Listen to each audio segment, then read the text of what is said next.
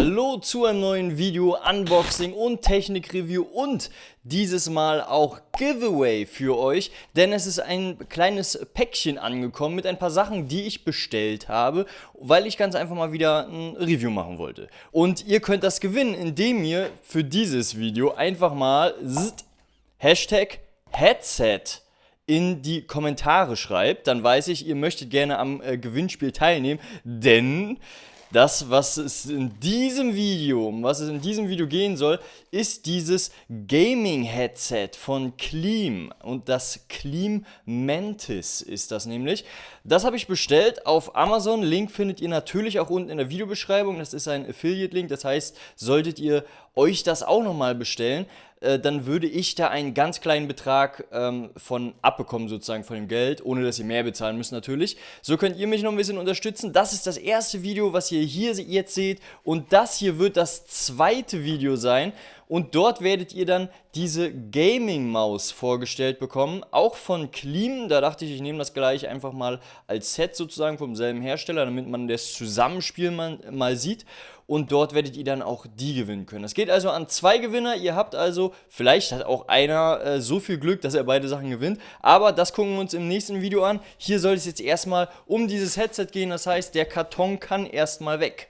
So, dieses Headset. Erstmal, ich habe ja schon mal ein Review gemacht mit dem BlueStacks Headset und da fällt jetzt hier schon mal auf, der Karton ist zumindest heile angekommen. Das ist schon mal eine wesentliche Verbesserung zu BlueStacks, wobei das Ding wenigstens noch nicht direkt aus China kam. Und hier sind wesentlich mehr Informationen auf der Packung drauf. Erstmal, ja gut, für Music sollte es sein, ist logisch. Glittering, das heißt, irgendwie hat der Lichteffekte, das werden wir uns mal noch angucken. Für Games natürlich ein Adjustable Mikrofon mit einem Winkel von 120 Grad. Soft Earpads, ja gut, sollten sein, wenn die hart wären, würde schon ziemlich unangenehm werden. 3 Meter Kabellänge, das heißt, wir haben hier schon mal eine ganz genaue Angabe, das ist auch USB. Das heißt, kein 3,5 mm Klinkenkabel, sondern USB gefällt mir persönlich mittlerweile deutlich besser. Hier hinten in Deutsch sogar nochmal einige zusätzliche Informationen. Das Gewicht steht hier auch drauf, 420 Gramm. Also hier sind noch ein paar technische Informationen mit drauf. Könnt ihr euch ja gerne mal durchlesen. Und auf den anderen Seiten haben wir nicht mehr so großartig viel. Logo und Titel natürlich nochmal. Hier nochmal. Wären Sie Tester und erhalten Sie Punkte zu einem stark reduzierten Preis kostenlos. Das heißt, ihr könnt euch bei Kleem tatsächlich auch als Hardware-Tester anmelden. Da werde ich auch glatt mal raufgucken. Mal schauen. So. Jetzt machen wir das ganze Ding noch einmal auf. Ja, das ist immer so, ne? Wenn man es vorsichtig machen will, dann ist es schwierig und man macht meistens noch mehr kaputt, als wenn man es einfach... Hat keiner gesehen. Als wenn man es einfach normal aufmachen würde. So, jetzt habe ich es auf hier. So, jetzt kann es bloß schnell das Messer weglegen, bevor hier noch mehr kaputt geht. So, ein kleiner Riss ist schon mal drin. Ich hoffe, das stört nicht so weit. Ich werde in 2 Wochen dann jemanden auslosen und dem nochmal unten im Kommentarbereich schreiben. Also beobachtet unbedingt eure Benachrichtigungen, macht die an bei YouTube, damit ihr das hört, oder mitbekommt, wenn ich euch anschreiben sollte. Den Karton packe ich erstmal hier an die Seite. Und dann könnten wir nämlich privat nochmal per E-Mail oder so in Kontakt treten, damit ihr mir eure Adresse übermitteln könnt und dann sende ich euch das zu. Das ist also das Headset. Hier mit dem Kabel nochmal in extra Tüte verpackt. An dem Kabel dran ist noch so ein Steuerknopf sozusagen, wo man lauter, leiser, das gucken wir uns nachher nochmal an, den Beutel mache ich auch noch ganz vorsichtig ab. Und das ist das Headset, 420 Gramm angeblich und also ich merke, es ist deutlich leichter als zum Beispiel das BlueStacks Headset. Ich hole das mal ganz kurz vor euch ran. So, hier haben wir dann mal die beiden Headsets im Vergleich. Das links ist das BlueStacks Gaming Headset, Pro Gamers Headset.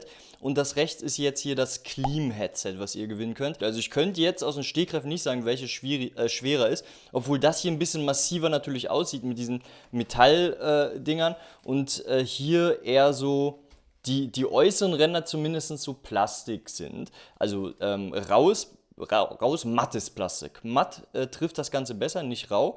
Und, also die Kopfhörer sozusagen, also wirklich das, was man auf die Ohren aufsetzt, die sind beweglich montiert, hier mit einem Gelenk drin, mit einem Kugelgelenk.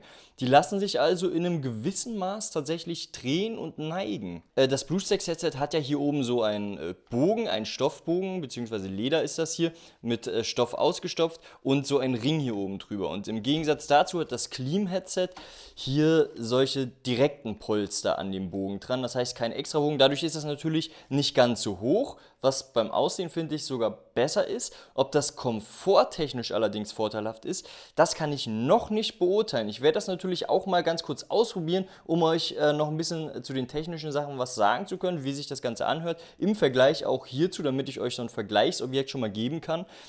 Der Preis ist übrigens, für dieses Headset habe ich ja 25 € bezahlt. Mit den BlueStacks-Punkten allerdings. Wenn man das direkt nur für Geld kaufen würde, würde das 45 € kosten.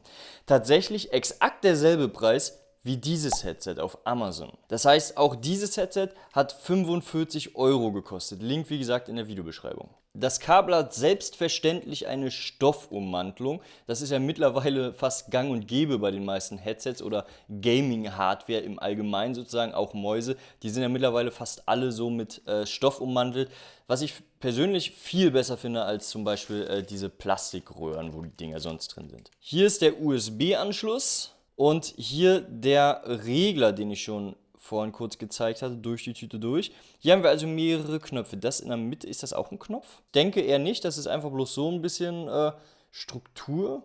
Wahrscheinlich zum Festhalten. Ja, es ist so gummiartig so ein bisschen. Ist wahrscheinlich einfach bloß zum Festhalten. Minus, Plus sollte selbsterklärend sein. Ton muten, auch ganz gut, und Mikrofon muten.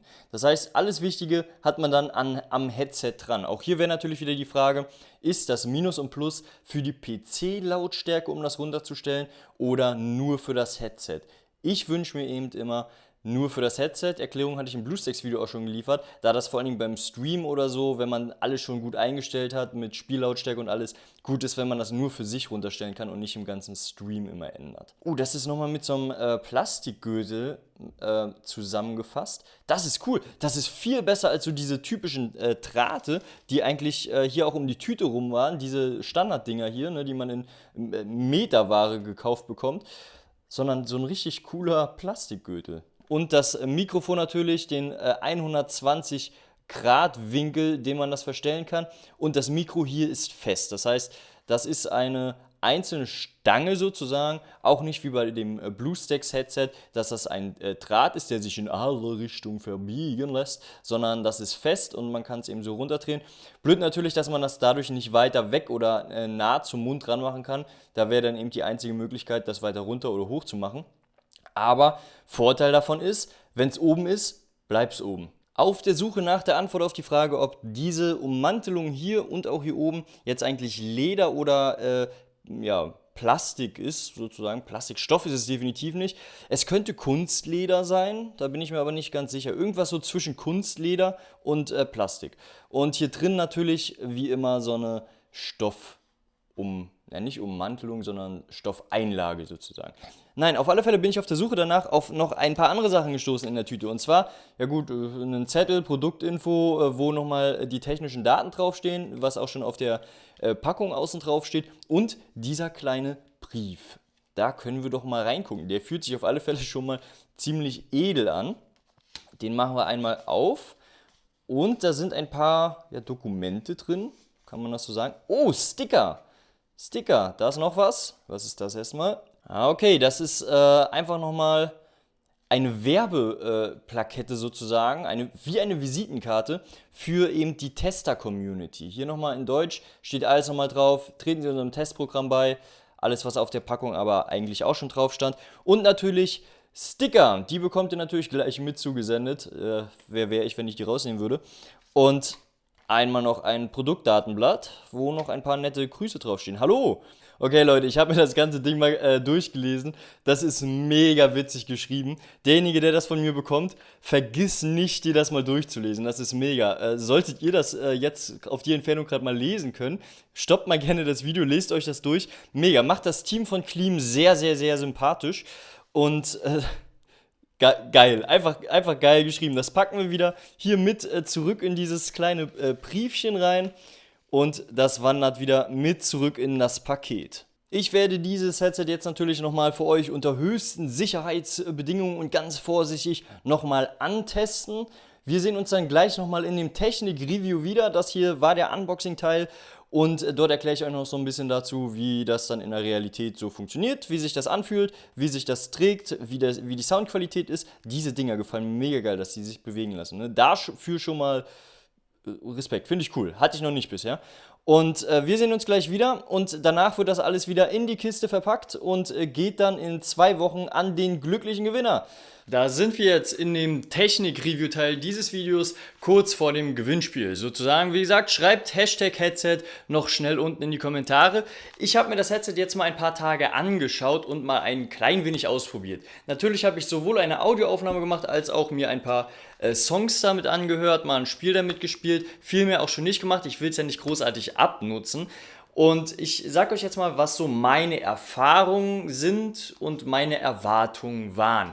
Erstmal habe ich ja schon gesagt, das Ding hier hat genauso viel gekostet wie das BlueStacks Pro Gamer Headset, wenn man es nur mit Geld kaufen würde. Das heißt 45 Euro. Der Preis schwankt immer ein bisschen, je nachdem, was für Rabattaktionen sind. Ich glaube, momentan liegt der Preis bei 46,90 Euro oder so. Ich habe auch gesehen, dass bei Amazon das nicht in allen Ländern verfügbar ist. Das heißt, über den deutschen Amazon-Link kriegt man das sehr wohl noch zu kaufen. Bei Amazon.com war es allerdings auch schon nicht verfügbar. Das heißt, ihr könnt momentan sozusagen nur hier, ich weiß nicht, ob nur hier oder ob die noch einen anderen Laden haben, aber hier kriegt ihr jetzt exklusiv ein Clean Mantis Gaming Headset geschenkt. Auf alle Fälle jetzt zu der eigentlichen Technik-Review, warum ich ja hier stehe. Und zwar erstmal zum Soundtest, zu dem Mikrofon. Mir gefällt das tatsächlich extrem gut. Ich blende euch mal hier ganz kurz eine Mikrofonspur ein. Hier also jetzt der versprochene Audiotest. Das Mikrofon ist in der nahmöglichsten Einstellung an meinem Mund dran und ich finde tatsächlich, dieses Audio hört sich für ein Headset-Mikrofon von einem Headset, was gerade mal 45 Euro gekostet hat, da ist ja nach oben noch viel Platz, ziemlich gut an. Also von der Mikrofonqualität bin ich echt überzeugt. Ich denke, ihr habt meine Meinung bereits gehört, deswegen geht es direkt weiter. Ihr könnt natürlich, das habe ich in dem Unboxing nicht bemerkt, hier das Headset einstellen.